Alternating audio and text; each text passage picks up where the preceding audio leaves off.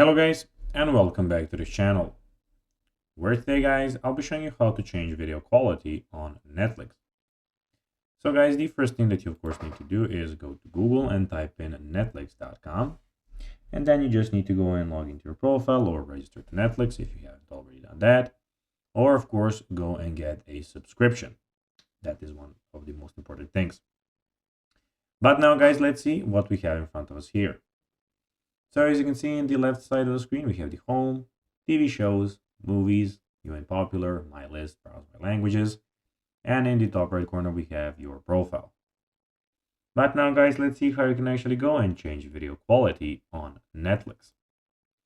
So first of all, what you need to do is of course go and click on your profile picture, click on account, like this. Then scroll down to the profile and parental control section and click the arrow next to the profile you want to change, which is actually here. Then click on playback settings, select your preferred video quality from options auto, low, medium, or high. Click save to apply those changes, and this will help you manage your data usage and ensure smoother streaming based on your preferences. So guys, that will be everything for this video.